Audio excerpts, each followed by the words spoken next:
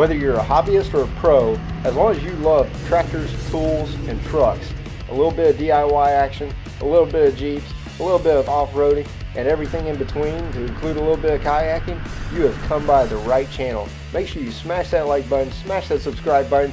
2021 is rolling into 2022, and let's start this new ride.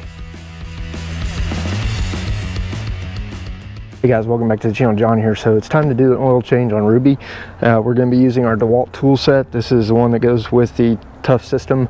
It's a 200 plus piece mechanics tool set, and we've got our 5 quarts of oil, our cartridge style filter, and this deal was less than 40 bucks with a coupon. You got the included drain pan and a funnel from AutoZone. I'm not sponsored or endorsed, but this will be a quick how-to in case you have a Jeep Gladiator or JL with 3.6 liter gas engine. So let's get started. If you go by the wonky math here, because you're right there on the screen, this still says we got 21% of our engine oil life still left. The dealership told me change it every 7,000 miles. Some people say 5, some people say 3. 3 is usually for conventional motor oil. You can look at your filters and everything else, but always go by your manual. I'm going off what the dealer told me, which is make sure I change it by 7,000 miles. And then all we're going to do is after we change it, we're going to hold OK in order to reset the oil. You can see the temperature coming up, and so we'll go ahead and let it warm up a little bit more, and then we'll get started. We're going to go ahead and pop the hood. The vehicle's already warmed up a little bit. We don't want to burn our hands on any oil, so you undo your latches, slide your hand under here, and there's a hood release, and then you just click it over, pull it up, and then you have to have a support, and the support is right here in the middle. So some people convert these over to the hydraulic ones for now. Just so you guys can see. So right here on the front of the engine, as you look at it, right here is your oil fill. Right here is your oil filter where your cartridge is. There's an O-ring that goes in there. And then over here, we've got our OW20. You can use whichever brand you want. This is 100%, full synthetic. And then we've got an oil filter in there. And, this says up to 10,000 miles you can change it, but really just stick with the intervals that come with your vehicle. Move our drain pan into position. Alright guys, so we are currently underneath the vehicle. Right here is your drain plug on the back side looking towards the front of the vehicle. Here's your front pumpkin or your front differential. You can see the axle going across. Drive shaft, oil pan for your Jeep. It's real small, all aluminum block, aluminum transmission up above it, and then it goes back to the transfer case. And then this pipe right here, a lot of people say this pipe causes issues when you do a lift because of interference right here with the drive shaft, but I digress. So what a lot of people don't know is when you get into DeWalt tools, they're actually really good. All right, so we're just going to loosen that. That's where that knurled in helps. And I did put on gloves, get some paper towels on standby, because this can be a messy process. The oil, I can already tell it looks pretty good. It's a little black, but for the most part, it's not bad. So we're just going to let that drain for a little while. So one thing you can do while you're doing this is you can look at the end of your drain plug, and there's not a whole lot of metal shavings, so that's good. And drain plug has a magnetic tip to it, so wipe that down. So some people will say you need to replace this rubber gasket each and every single time. I've never really done that. I just use it if it starts leaking, and then I'll replace it down the road. And if you ever see those hacks on YouTube that use an impact to do this, they're wrong. And I would be really mad if somebody did that to my vehicle. That's why I do my own oil changes. Do you have to get all the oil out? No, not necessarily. As you can see, it's got this little lip right here, so there will always be some oil still in the drain pan. And if you look at the color here, it's a little brown. It's not quite completely black. So that's about the color of it. That's definitely a bit used, so, but not bad. It's not burned yet, so that's good. Once it gets to where it's about to stop dripping, just gonna clean it up a little bit. The longest part of any oil change is waiting on it to fully drain. You can wait all day long if you want. All right, you're just gonna put it on by hand. Those guys that use an impact, they're a bunch of hacks. You come back with your wrench, and you're just going to do it hand tight. Do not over tighten this because you will strip it. Alright guys, so next thing you're going to do is you're going to remove this cap for your filter cartridge. And this is a two-piece, much like an Audi. And so you're going to want to be very careful that you do not crack this. So see, just broke loose. And I've got a 15/16 socket on there. You're just going to slowly take that loose. So once I get it loose to where I can do it by hand, then we'll just lift it up and set it back down. As you can see, it's dripping a little bit. So move our hand closer so we don't get a whole lot of oil on the engine. We're just going to put that in our pan, and then I'll show you guys how to take it apart. Alright guys, so when you pull this out, the filter housing, it just comes out, pulls apart, and then there's an O-ring right here we're going to replace. There's an O-ring down here at the bottom, so make sure that O-ring comes out. You can use a screwdriver or your fingernail. In this case I got fingernail. And you're just going to work that gasket loose. Alright, so that O-ring will go in the trash. Kit comes with a new O-ring right here. And just move it down to where it's in the groove, where it was before. Make sure it's all the way in there. Alright, if you get on this ring here, it's going to pierce and it's going to break.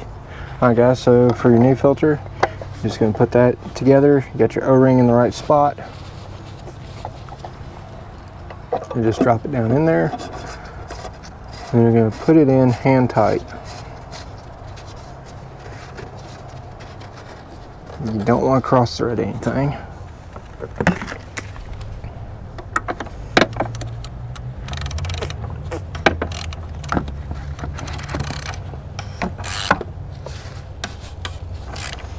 So you're just going to go snug with it. If you crack this, it would be a bad day. You just go until it stops. Another little twist, and it's good. Because if you over tighten it, it will crack on you. Alright, so next thing we're going to do is we're going to come in with our engine oil. Look at that, they put a nice little divot in there so you can put your oil in. Now it calls for 4.8 quarts. We're going to use a little funnel here so we don't spill anything. We're going to take our 5 quarts full synthetic OW20, pour that in. Alright, so we've got our funnel in place and we're getting ready to pour our engine oil. You don't want to splash this everywhere. So it calls for 4.8 quarts. So we're going to put about 4.5 in there and we're going to check it. I also pulled up the dipstick so it has a chance to breathe. That'll prevent it from gurgling here. So your dipstick's over here to the side. Down there's your dipstick. So, and it'll take about 5 minutes for the oil to settle. And as you can see here, we still have a little bit over a quart left. So we're probably nowhere even close. Just for good measure, we do not want to overfill the engine. Looks like it's got oil in there. But we'll top it off a little bit more. Add about another half a quart. That puts us right about 4.8 quarts of oil.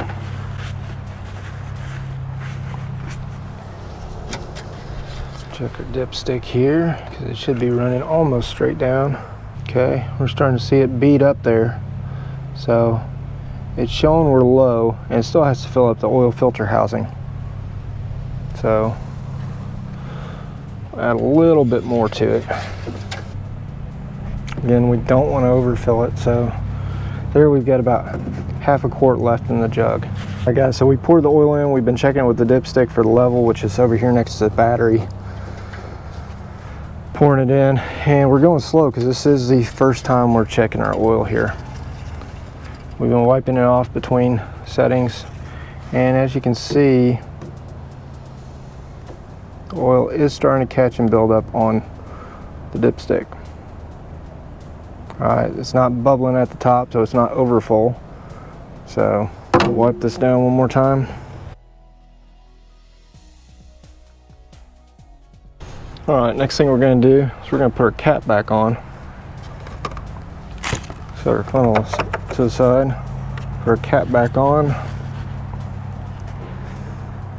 All right, so now we've checked our dipstick. Everything's looking pretty good. Remember, this is not full of oil yet, so we're going to go in and we're going to wipe everything down one more time.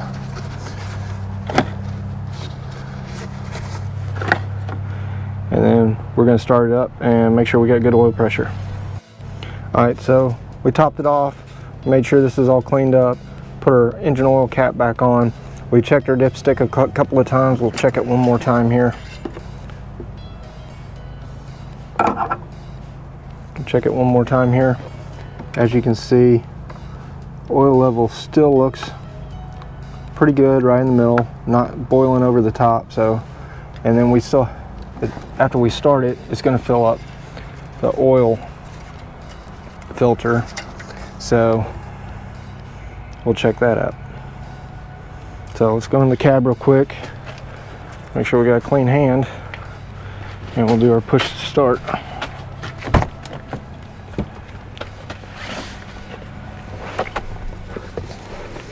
All right, so push your clutch in, make sure it's in neutral.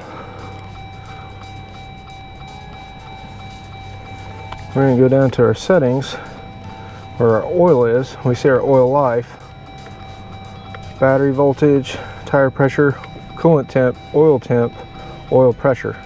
So this is what we want to pay attention to.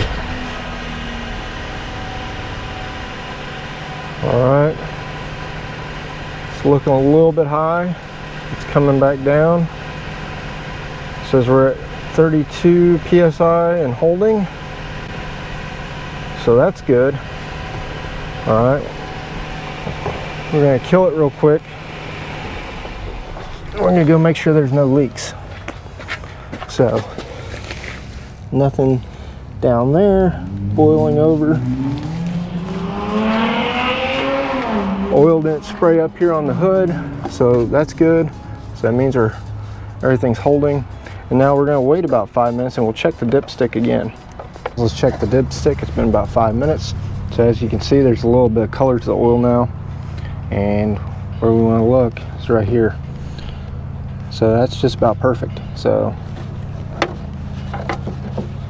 check it one more time.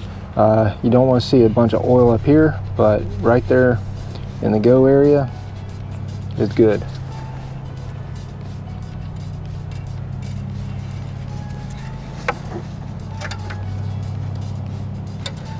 Let it soak for a second or two, pull it up, check it one more time, and make sure we're not over full. So it's looking pretty good. It looks like it's right about where it's supposed to be, right there below the max fill. All right.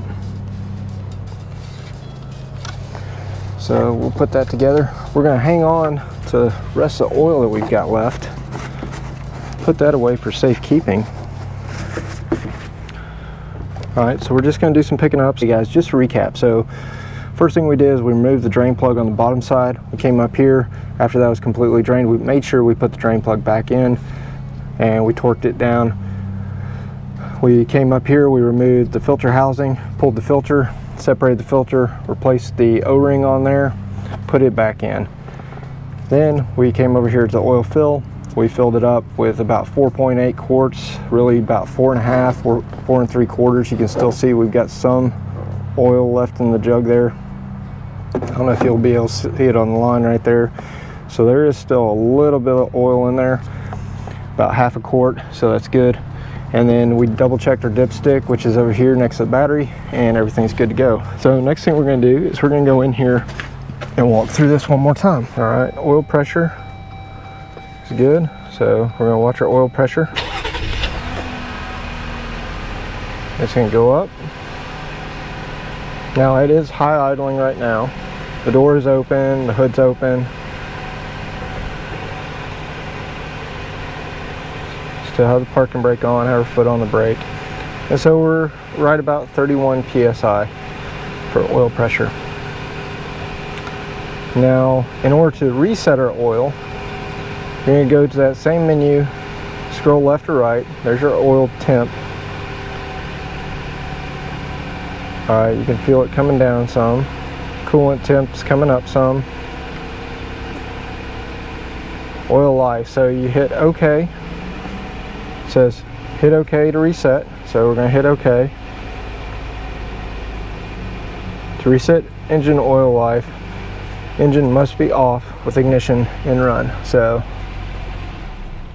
okay, so off. Turn to run right here.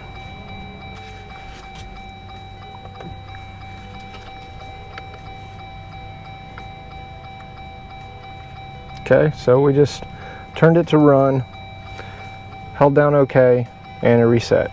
So now we can start it over here. And it says we are currently at 100% oil life remaining. So that's how you do it, guys. Behind the voodoo magic. So if you want to do that, you just come over here, scroll to the screen where it's got your voltage, your tire pressure, and your oil life.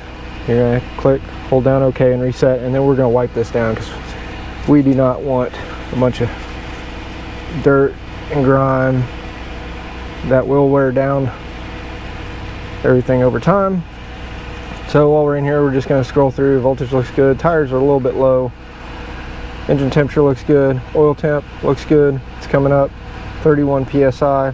That's right about in the middle, so seems a little bit low to me, but it is what it is. I guess that's what the oil pressure is supposed to be at.